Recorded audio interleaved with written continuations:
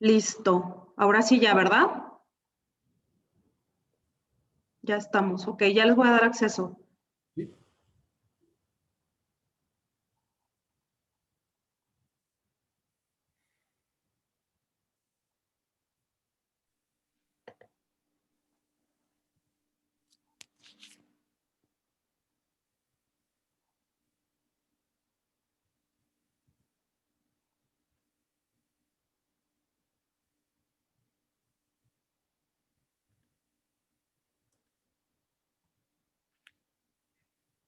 Muy buenas tardes a todos. Mi nombre es Sara Ureña, estoy en el área de marketing de ABC Leasing.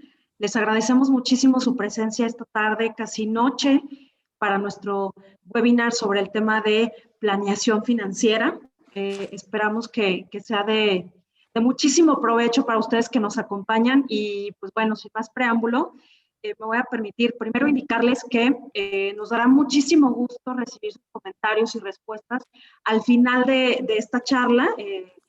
Dará nuestro ponente algunas de las conclusiones de esta plática que está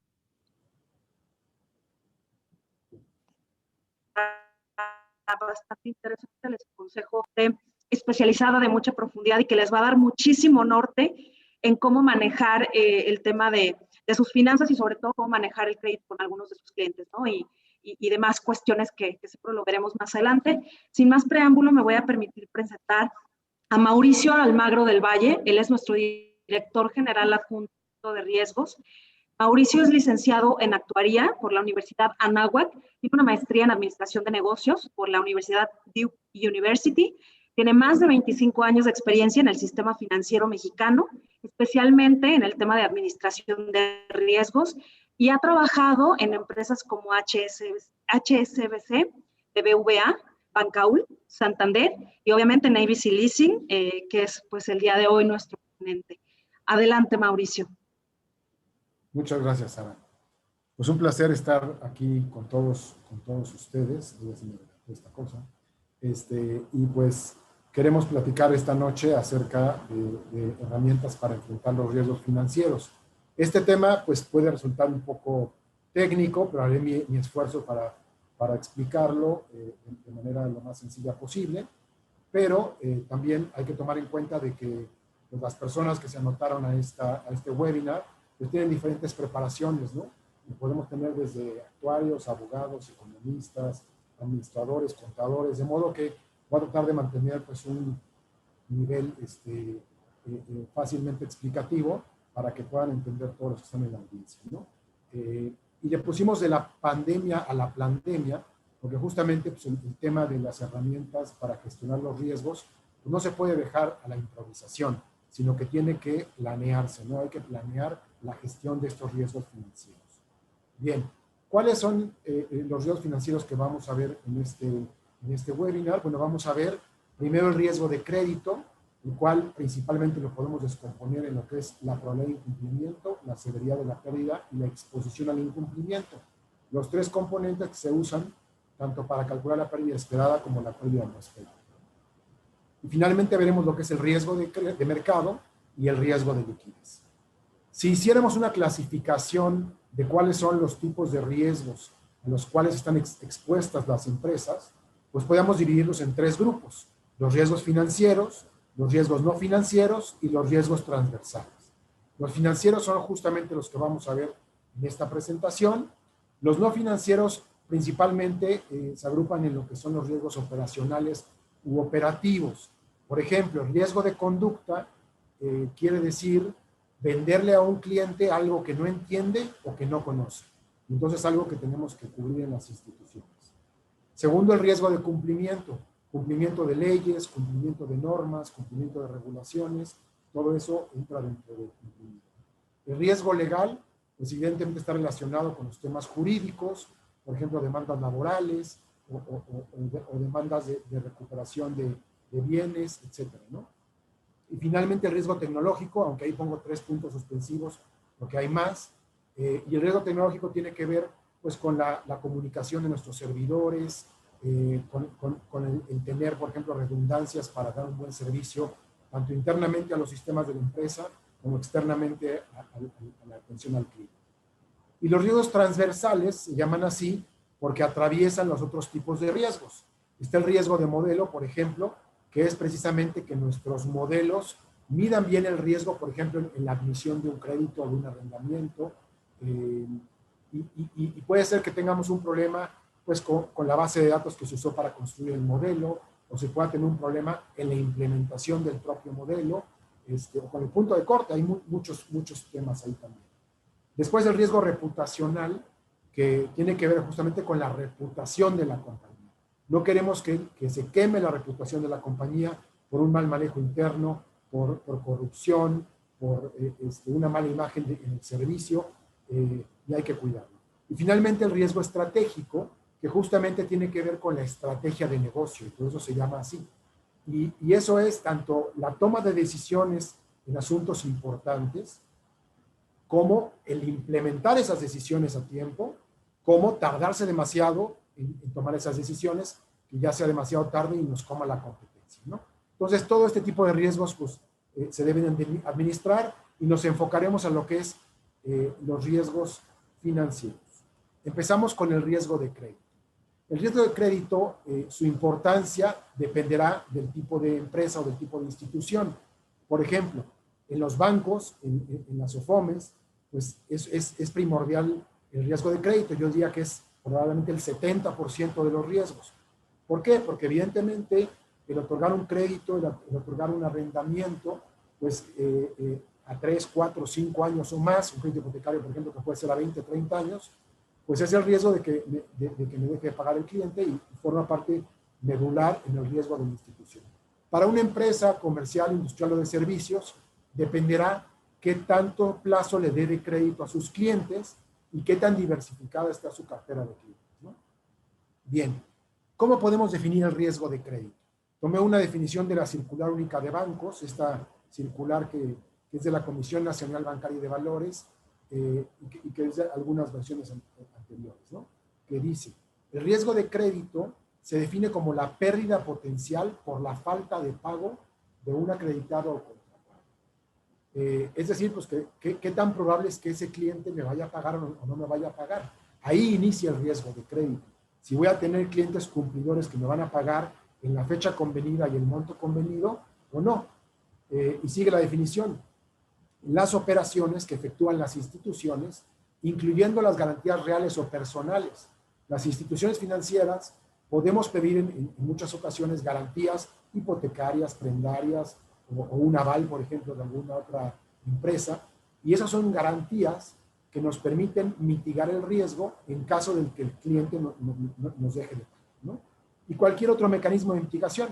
Por ejemplo, en empresas que compran en el extranjero o que venden en el extranjero más bien, pueden requerir una fianza para que si el cliente no les paga, pues entonces reclamen a la fianzadora y recuperar su dinero, ¿no? Bien. La descomposición de la que hablábamos del riesgo de crédito se puede dividir en dos: las características del cliente y las características de la operación. Las características del cliente están relacionadas con la variable que se conoce como la probabilidad de incumplimiento. Y responde a la pregunta, ¿qué tan probable es que el cliente nos deje de pagar? Evidentemente no es lo mismo, por ejemplo, darle un crédito a una tienda de abarrotes que está en nuestra colonia, a darle un crédito a una empresa como Teléfonos de México o como Bimbo, ¿verdad? No tienen la misma probabilidad. Y después las otras dos variables que tienen que ver con las características de la operación, hay dos variables, lo que es la exposición al incumplimiento y la severidad de la pérdida. La exposición al incumplimiento responde a la pregunta, ¿cuál será el monto que el cliente nos adeudará al momento de caer en incumplimiento? Y esto tal vez no es tan relevante en una empresa comercial, industrial y de servicios, pues porque me va a deber el cliente lo que yo le vendí, ¿no? Pero en el caso de las instituciones financieras donde hay un plan de amortización de pagos, pues entonces tengo que estimar cuándo me va a dejar de pagar el cliente, cuánto ya me amortizó y cuánto todavía está pendiente por amortizar. Y finalmente la severidad de la pérdida responde a la pregunta, ¿cuál es el porcentaje que esperamos perder dadas las garantías y otras formas de mitigación. Entonces ya decíamos, si tengo una garantía hipotecaria, pues me da una cierta seguridad. Claro que dependerá de la calidad de esa garantía, del valor de esa garantía. No así si tengo, por ejemplo, una garantía prendaria, que puede deteriorarse esa prenda, que puede ser una maquinaria, puede ser un coche, puede ser alguna otra cosa, puede ser cartera incluso. Y entonces, dependiendo del tipo de garantía, pues puede ser más importante o menos importante, o sea, más segura, menos segura, y también depende de la facilidad de realización. La mejor garantía, evidentemente, es una garantía líquida. ¿Por qué? Pues porque esa la tengo fácilmente realizable y puedo yo recuperar si el cliente me deja de pagar. La probabilidad de incumplimiento es la probabilidad de que el cliente caiga, valga la redundancia, en incumplimiento en un periodo de un año. Esta ventana es la que se usa de manera común, de manera internacional, para medir la probabilidad. ¿Se puede hacer para otros plazos? Se puede, pero lo común es comparar las probabilidades a una. Ahora, el incumplimiento tenemos que definirlo. ¿Qué quiere decir que caiga en incumplimiento? 30 días, 60, 90. En la banca y en el sistema financiero, lo común es que se use la definición de 90 días vencidos. No se usa para todos los tipos de crédito, pero sí yo diría que para la mayoría. Entonces, si definimos en este ejercicio que incumplimientos son 90 o más días vencidos, pues entonces ya es la probabilidad de que un cliente en un año caiga en 90 o más días de vencimiento. Ahora, para entender lo que es la probabilidad de incumplimiento, primero tenemos que entender lo que es la probabilidad. Y voy a poner pues, un ejemplo muy sencillo. Esta fórmula lo que te dice es, oye, para obtener la probabilidad, simplemente se obtiene calculando la proporción de casos en los que se observa una característica entre un número total de casos. Ejemplo, si tenemos en este webinar, por ejemplo, 20 personas y yo quiero saber cuál es la probabilidad de sacar al azar una persona o el nombre de una persona y que esta persona sea mujer, pues simplemente tengo que dividir el número de mujeres entre el número total de participantes. Si hubiera 4 mujeres, bueno, pues entonces tengo que dividir 4 entre 20 para sacar esa probabilidad, ¿no? Que sea una quinta parte, es decir, un 20%. Y por esta razón, la probabilidad siempre se expresa como un porcentaje entre 0 y 100%. No puedo tener yo 110% de mujeres o menos 10% de mujeres. Es imposible, por eso es entre 0 y 100. Ahora vayamos a un ejemplo, tomando una caja con 12 pelotas. Supongamos que esta caja tiene 3 pelotas rojas y 3 pelotas verdes. Si yo saco al azar de la caja una pelota, ¿de qué color va a ser? Pues evidentemente hay 2 opciones. O sale color rojo o sale color verde. Y entonces yo saco la probabilidad cuál es la probabilidad de que salga una pelota roja. Si tengo 3 pelotas rojas de las 12 en total, divido 3 entre 12 y nos da el 25%. ¿Cuál es la interpretación correcta de esta probabilidad? Bueno, quiere decir que si yo repito este ejercicio 1000 veces, al final habré sacado una pelota roja alrededor de 250 veces. Esa es la forma, digamos, de interpretar. Ahora, ¿pero qué pasa si yo no conozco el contenido de la caja? Bueno, pues entonces tengo que estimar esa probabilidad. Y para estimar esa probabilidad, lo que se hace es, pues, repetir un número muy grande de veces este ejercicio y entonces observar el resultado. Entonces, si yo repito el ejercicio 1000 veces y veo que obtengo en 750 ocasiones la pelota verde y en 250 ocasiones la pelota roja, divido simplemente 250 entre las 1000 veces que hice el ejercicio y me da una probabilidad estimada de 25%. Ahora, volviendo a la probabilidad de incumplimiento. Supongamos que la caja es un portafolio de clientes que tienen las mismas características. El sacar una pelota es observar el comportamiento de pago de un cliente en un año. Si saco una pelota verde, quiere decir que el cliente no incumplió, es decir, me pagó en tiempo o con alguna mora, pero nunca con más de 90 días, porque ya sería incumplimiento. Y si saco una pelota roja, quiere decir que el cliente incumplió con 90 o más días, ¿no? Y al final hago un comentario que dice, analizando el desempeño de nuestros clientes en el pasado, podemos estimar la probabilidad de incumplimiento de los clientes en el futuro. Nada más esto hay que tomarlo pues con mucho cuidado. Si yo analizo el comportamiento de los clientes, por ejemplo, en esta pandemia, y quiero usar ese comportamiento para estimar el incumplimiento en los siguientes años, pues no me va a funcionar. ¿Por qué? Porque lo estoy usando en una circunstancia de una crisis, en donde hubo muchos incumplimientos, muchas reestructuras, y no me va a servir. Pues de manera general no puedo yo usar estimaciones, por ejemplo, de una recesión para estimar cuando hay una expansión, por ejemplo, ¿no? Entonces hay que tomar esto con cuidado para ver que las circunstancias sean similares. Bien, la severidad de la pérdida, decíamos, responde a la pregunta ¿qué porcentaje vamos a perder o esperamos perder en función de las garantías u otras formas de mitigación? Bueno, la severidad de la pérdida se define como la pérdida económica que vamos a enfrentar. ¿Por qué económica? Porque tenemos que fijarnos en los flujos y luego se puede confundir con un tema contable.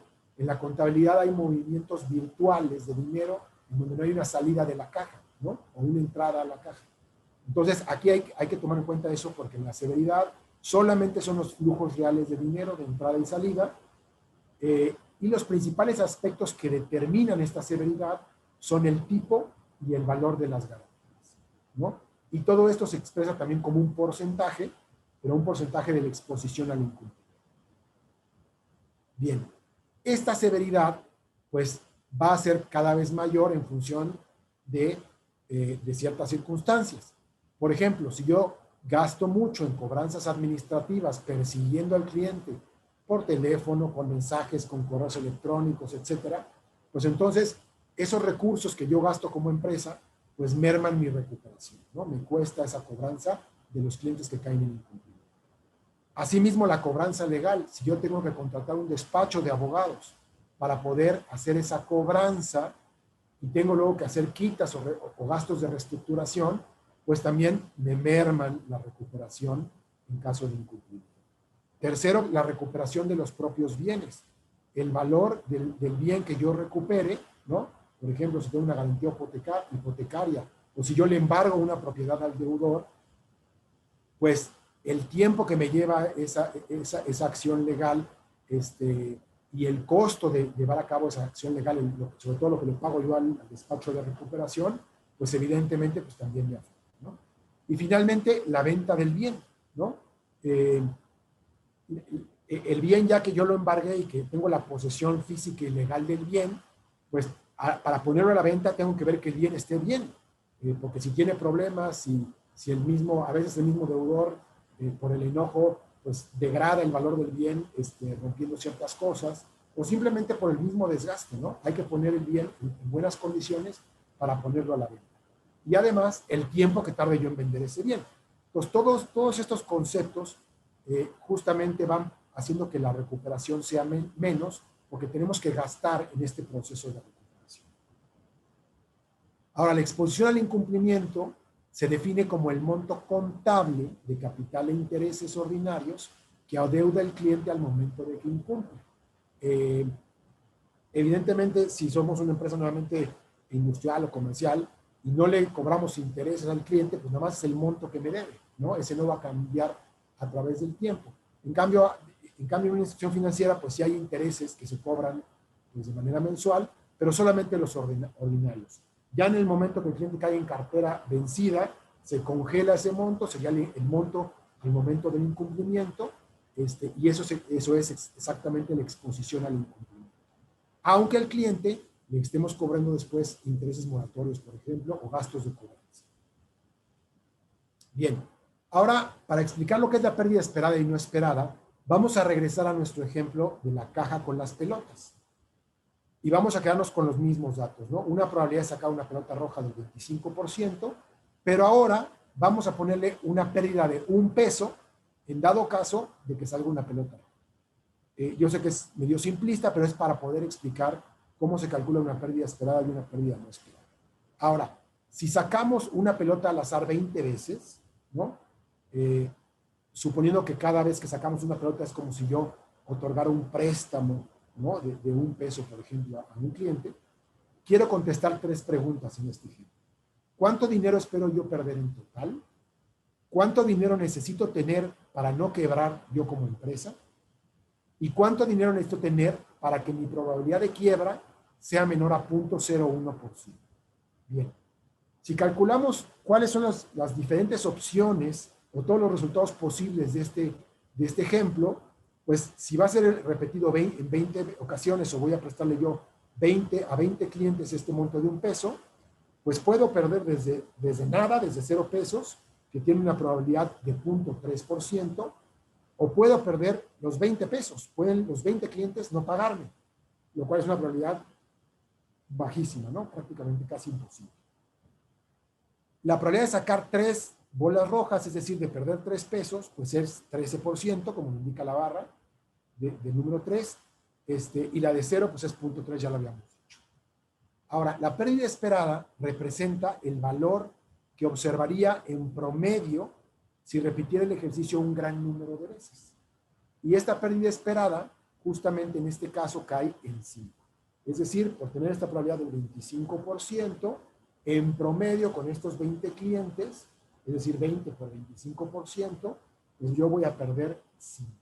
Y en este caso, exactamente tener esa pérdida de 5 tiene una probabilidad de 20%, como lo indica la barra, ¿no? Y también aquí se le llama que esta es la moda, porque es el valor que más se repite, ¿no? Ahora, si la pérdida esperada es 5, pues la pérdida no esperada está por arriba de 5. Técnicamente podríamos decir que también es abajo de 5 porque es menos de la pérdida esperada. Pero realmente las que nos preocupan, pues son las pérdidas que son mayores a mi pérdida esperada. Y por eso se toma como la pérdida no esperada si yo pierdo de 6 en adelante. Ahora, ¿cómo calculo yo la probabilidad de perder máximo 5 o más de 5? Pues simplemente es muy fácil en este caso, es sumar los porcentajes de cada columna. Entonces, ¿cuál es la probabilidad de perder 5 o menos? Sumando los porcentajes de cada resultado desde 0 a 5, me da 62%. Y si yo sumo las probabilidades de 6 en adelante, que sería lo que está sombreado en rojo, que sería la pérdida no esperada, me da 38%. Entonces, si yo entrara a este negocio, a este ejercicio, solamente con 5 pesos en la bolsa, diríamos que mi probabilidad de quiebra sería del 38%, porque es la probabilidad de que pierda 6 o más, ¿no? A la pérdida esperada normalmente se dice que se tiene que hacer una reserva, y en este caso pues, mi reserva tendría que ser de 5, porque esa es mi pérdida esperada. Todas las empresas, o al menos muchas empresas, hacen una reserva para cuentas incobrables, ¿no? Porque hay clientes que les dejan de pagar, y en las instituciones financieras, pues hacemos normalmente una reserva de cartera vencida, de pérdidas crediticias, ¿no? Que puede ser dividida en cartera vencida y cartera vigente, ¿no? Ahora, si yo entrara a este negocio con 20 pesos en la bolsa, pues entonces yo puedo cubrir todas las posibilidades, tanto la pérdida esperada como la no esperada, y mi probabilidad de quiebra sería 0%. Y tendría que tener 5 en reservas para cubrir mis pérdidas esperadas y 15 en capital para cubrir mis pérdidas no esperadas. Bien, pero si yo quiero cubrir, como el capital es caro, es limitado, pues entonces no todas las empresas pueden poner tanto dinero en el capital para cubrir las pérdidas no esperadas. Entonces, los accionistas tienen que establecer lo que se conoce como una tolerancia al riesgo o un apetito de riesgo para decir, bueno, yo quiero aguantar todas las posibles pérdidas hasta un cierto porcentaje. Si hacemos lo que decíamos en la pregunta, que quiero una probabilidad de quiebra menor al 0.01%, entonces tendría yo que sumar las probabilidades de 0 a 13 y me da 99.997. Y entonces yo tendría como empresa 5 pesos en reservas y 8 como capital. De tal manera que cubriera yo en total 13 para este evento, ¿no? Si perdiera yo más de 13, es decir, de 14 en adelante, que tiene una probabilidad de ocurrencia de 0.0029%, es decir, bajísimo. Estás hablando de 3 casos en 100,000, ¿no? 100,000, exacto. Se llamaría una pérdida catastrófica, ¿no? Y eso haría quebrar a la institución, ¿no? Bien. Para la pérdida esperada, lo que se hace es que normalmente se debe de cobrar a los clientes un poco más, ¿no? A esto le llamamos en las instituciones financieras la prima de riesgo. Es decir, a mi tasa ordinaria que le voy a cobrar, tengo que tener un componente ya sumado a esa tasa que sea la prima de riesgo, de tal manera que yo le cobre a todos mis clientes aquello que yo ya espero perder. Y lo mismo puede hacer una empresa comercial, industrial o de servicios. Oye, si yo sé que el 1% de mis clientes no me van a pagar, pues entonces subo mi precio de tal manera que cuando yo venda pueda establecer esa reserva para cuentas incobrables con ese 1%. Y en cambio la pérdida no esperada pues es lo que se cubre con el capital y se le llama el capital económico, ¿no? Y ya decíamos que esta decisión tiene que ver con el apetito o la tolerancia al riesgo que definen los accionistas. Ahora, no todas las curvas o no todas las distribuciones de pérdidas son iguales. No es lo mismo tener un portafolio de 100 millones de pesos conformado por 10 créditos a los corporativos que tener un portafolio, de 1,000 millones, porque son créditos de 100 millones de pesos para 10 corporativos me dan 1,000 millones. Que tener 1,000 créditos de 1 millón de pesos para las pymes, ¿no? La gráfica de los corporativos pues es más gorda, con unas colas más pesadas y con una pérdida esperada menor. Entonces hay que tener menos reservas para cuentas incobrables, pero hay que tener más capital porque la pérdida no esperada puede ser mayor, ¿no? En cambio, para las pymes, al tener un portafolio diversificado, sí voy a tener una pérdida esperada mayor, es decir, requiere de una reserva mayor, pero para cubrir ese 99% o la tolerancia que definen los accionistas, voy a necesitar menos capital porque estoy más diversificado. ¿Cómo se calcula la pérdida esperada? Bueno, pues se calcula simplemente multiplicando la probabilidad de incumplimiento por la severidad de la pérdida por la exposición al incumplimiento. Y eso es justamente la pérdida esperada que yo espero tener para uno de mis clientes, y lo puedo calcular también a nivel portafolio. Claro, se podrían ahí sumar, pero tendríamos que tomar en cuenta también, pues ahora sí que las correlaciones que hay entre los diferentes clientes de nuestro portafolio. Y luego la pérdida no esperada, pues es una fórmula más complicada, más compleja, pero pues se cubre con el capital, ya decíamos el capital económico, en función de esta tolerancia al riesgo, para saber cuánto es lo que tenemos que poner. Arriba de eso pues está la pérdida catastrófica y esa pues no podrá ser también. Bien, con esto cerramos el tema del riesgo de crédito y vamos a pasar a lo que es riesgo de mercado. El riesgo de mercado podemos definirlo como el riesgo de pérdida potencial al que está expuesta la institución como consecuencia de movimientos adversos en las variables de mercado, las cuales inciden en el precio o en el valor de nuestros activos financieros.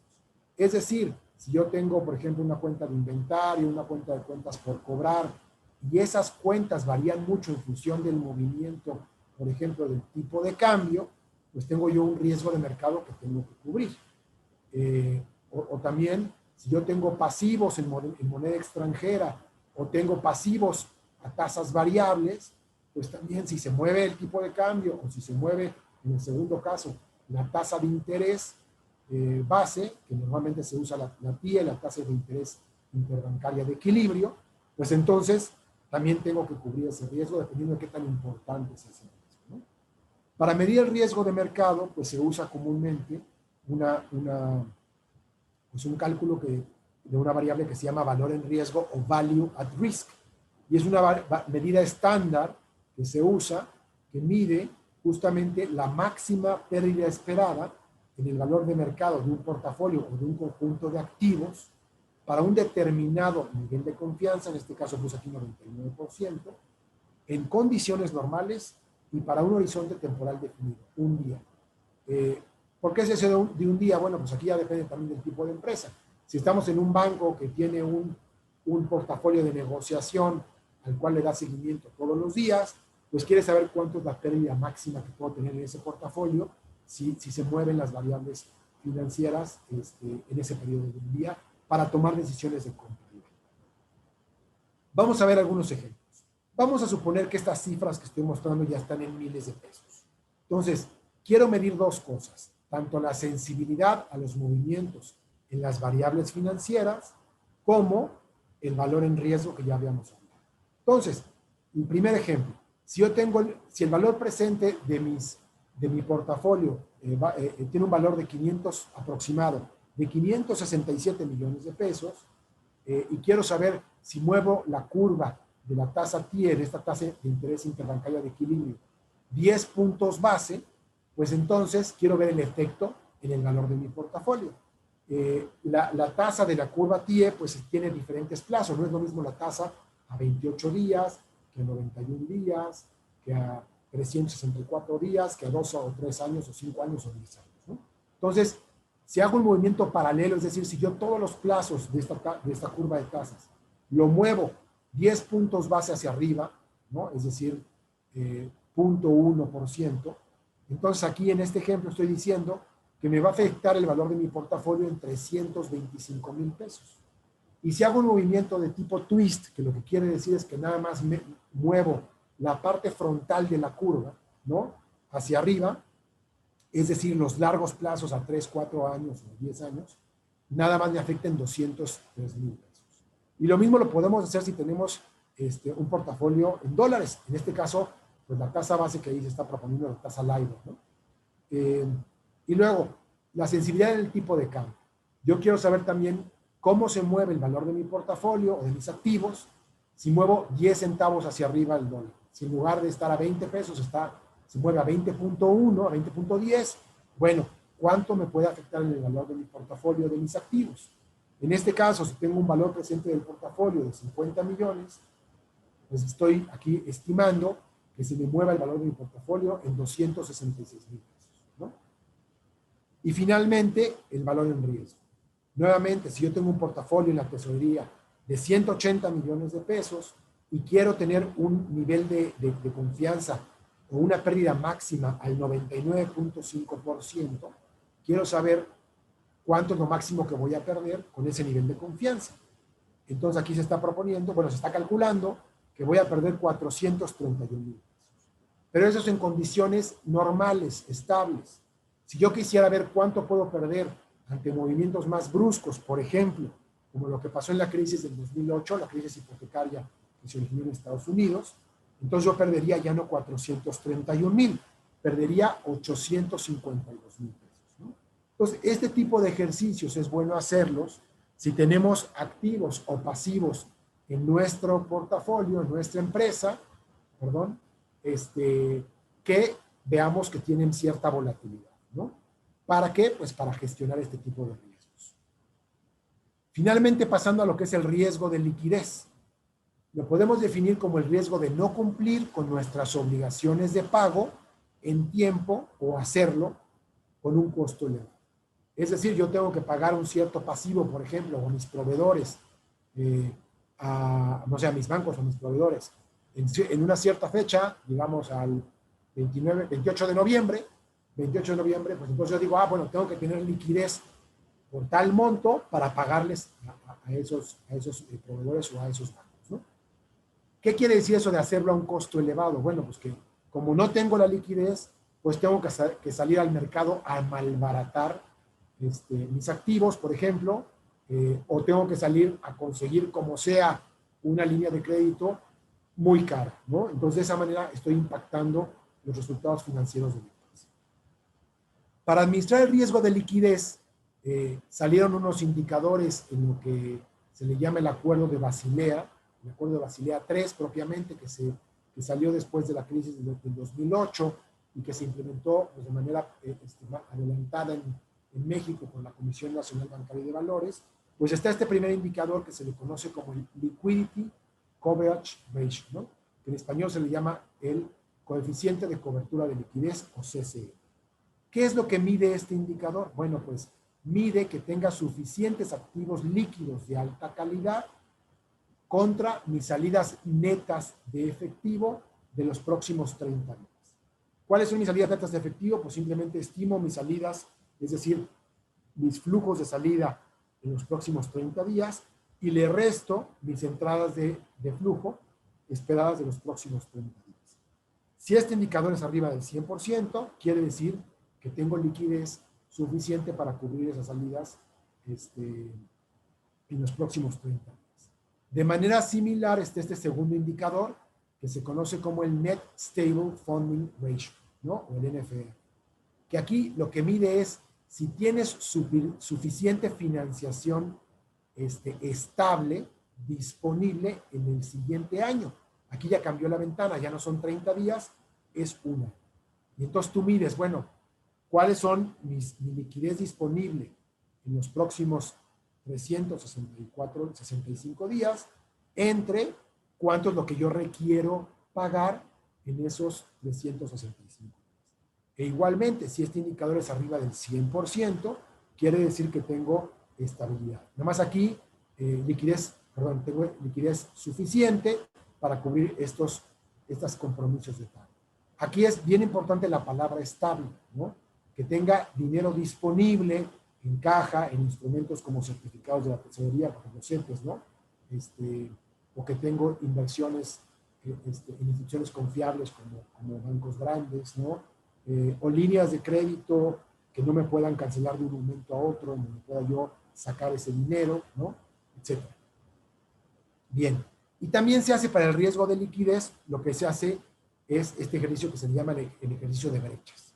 Yo lo que hago es un ejercicio de ver cómo está mi liquidez, primero en la cubeta de 0 a 7 días, es decir, cuál es mi brecha de liquidez en la próxima semana, luego cómo está mi brecha de liquidez del octavo día al 28, básicamente es como mi liquidez de la semana, del mes, perdón, y luego sigue la liquidez del primer mes a los 3 meses, y así sucesivamente hasta una cubeta de 5 a 10 años. Y yo calculo mi brecha. Si por ejemplo, en la cubeta de 0 a 7 días, si mi liquidez disponible es mayor a mis requerimientos de pago, entonces mi brecha es positiva y la pongo en color verde. Pero si no es positiva, por ejemplo, la brecha de 8 a 28 días, en este caso, si suponemos que también estas cifras son en miles de pesos, si el tesorero dice, ah, caray, tengo aquí una brecha de liquidez de menos 66 millones para la cubeta de un mes, pues tengo que ir a conseguir ese dinero en el mercado para poder cubrir mis compromisos de pago del siguiente mes. Y entonces de esta manera se va haciendo el cálculo. Pero luego se hace también la columna de acumulado. Es decir, si yo sigo con este ejemplo que estoy mostrando, si está en color verde, quiere decir que lo que me sobra en mi brecha de liquidez de 0 a 7 días es suficiente para cubrir mi falta de liquidez de 8 a 28 días. Entonces ahí el tesorero dice, ah, no tengo que salir a conseguir ese dinero porque la puedo obtener de mi liquidez inmediata que tengo en la semana. Y así sucesivamente. Esto es una herramienta muy útil para el tesorero para ver a qué plazos tiene que conseguir y en qué momento tiene que conseguir ese dinero para cubrir sus compromisos de pago, ¿no? Conclusiones ya para cerrar este webinar, ¿no? ¿Tu negocio está corriendo algún riesgo de crédito relevante? Por ejemplo, estás muy concentrado en tu cartera de clientes y si tu cliente principal o tus 3 primeros clientes te fallan en su pago, te van a meter en un problema muy grande, bueno, pues entonces tienes que medir ese riesgo de crédito, ese riesgo de impago sobre todo, que tienes con esos principales clientes, ¿no? O si tú estás en un mercado donde los clientes son de alto riesgo, tienen flujos muy volátiles, pues también tienes que evaluar ese riesgo, ¿no? O también dependerá del plazo. No es lo mismo que yo le dé a mis clientes un plazo de 30 días a que les dé un plazo de 120 días. Corro más riesgo de crédito si doy un plazo más largo, ¿no? Y hay que evaluar ese riesgo, esa calidad crediticia de nuestros clientes. Después, si nuestro negocio está impactado de manera relevante por movimientos en el tipo de cambio, pues entonces también tengo que cubrir ese riesgo. Puede ser que haya empresas que compren su materia prima, por ejemplo, en el extranjero en dólares y vendan en México en pesos. Si no tienen cubierto ese riesgo, pues entonces, ante una depreciación o una devaluación, pues van a tener un problema, ¿no? Y sobre todo si ese riesgo no lo pueden trasladar o transferir al precio de venta del mercado, ¿no? Ahí ya depende también de la elasticidad del precio de cada empresa. Si el negocio también es impactado de manera relevante por movimientos en las tasas de interés, ejemplo, yo tengo un crédito a TIE más 5 puntos porcentuales. Hoy la TIE está más o menos en 4.5%, más 5, pues yo pago una tasa de interés de 9.5. Pero ¿qué pasa si de repente viene una crisis y la tasa en lugar de estar en 4.5 se me dispara a 20%? Pues yo voy a acabar pagando una tasa del 25% en lugar de 9.5. Y eso me va a impactar mis flujos de efectivo. Pues también, si eso es algo relevante en la empresa, pues tenemos que tenerlo pues gestionado, ¿no? Y finalmente, si las fluctuaciones de mi flujo de efectivo son muy volátiles, por alguna otra razón, ¿no? Pues porque no tengo mucho acceso a los mercados de deuda para tener suficientes líneas de financiamiento para manejar mis necesidades de flujo, o si dependo mucho de pocos clientes en mis ingresos, y entonces pueden variar mucho los ingresos que pueda tener de un mes a otro, de un semestre a otro, pues todo eso te va a generar un riesgo de liquidez y hay que gestionarlo, ¿no? Pues al final tenemos que hacer una revisión de todos estos tipos de riesgos financieros en nuestros negocios para gestionarlos y pasar de ser, digamos, un negocio más improvisado en la gestión de riesgos a un negocio ya más planeado con una administración de riesgos un poco más fuerte. Pues bien, aquí yo termino y si quieren pasamos con la sesión de preguntas y respuestas. Sara, si me ayudas. Muchísimas gracias, Mauricio.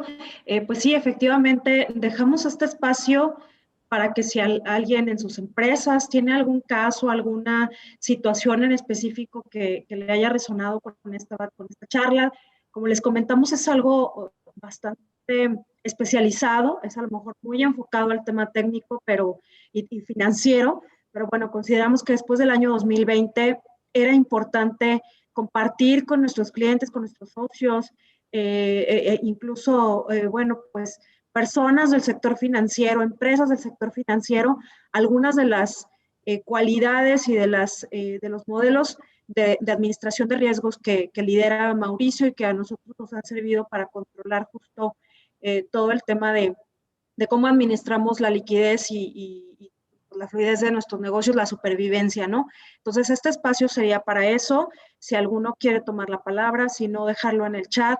Si quiere que sean respondidas posteriormente, pues con mucho gusto también podemos brindarles un correo electrónico para hacerlo. Entonces, pues bueno, sin más, nosotros les recordamos que el tema de esta charla pues fue que tengan una mejor planeación financiera en sus empresas, que recuerden que ABC Leasing les ofrece el tema de arrendamiento de equipo, maquinaria, flotillas, inmobiliario y muchísimas cosas más con las mejores condiciones competitivas del mercado.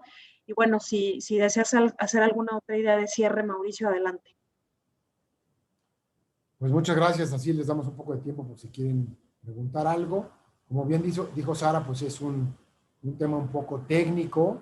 Traté de hacerlo lo más manejable posible. Espero que lo hayan comprendido, si no, con toda confianza, pues pregunten. Y creo que lo importante, sobre todo en estos tiempos que estamos viviendo, ¿no? De esta pandemia que ha generado una crisis económica muy importante, no antes vista en los últimos 100 años, pues entonces tenemos que medir bien los riesgos que tenemos en nuestras empresas y gestionarlos de una manera más profesional, porque pues si no ponemos en riesgo la viabilidad de nuestros negocios, ¿no? Entonces es importante que revisemos este tema y veamos cómo mejoramos la administración de nuestro negocio y con esto pues asegurar un mejor futuro y unos mejores resultados más estables, más planeados, más estimados, mejor estimados en el futuro, ¿no? Ok, muchas gracias, Mauricio. Ya hay algunas personas bueno, me están escribiendo si es posible compartirles parte de la presentación. Con mucho gusto lo vemos. Les voy a dejar un correo donde pueden solicitarnos información, tanto de ABC como de esta charla. Es solicitud@abcleasing.com.mx. Se los voy a dejar aquí a todos para que tengan este canal de contacto. Y pues bueno, sin más, les agradecemos muchísimo su presencia. Estaremos también informándoles a través de redes sociales, a través de nuestros diversos canales de contacto, tanto de clientes como de potenciales clientes o socios y demás industria, pues parte de algunas de las ideas claves que vimos en este webinar. Pues a nombre de ABC Leasing les agradecemos muchísimo su presencia y que pasen muy bonita noche. Buenas noches, hasta luego.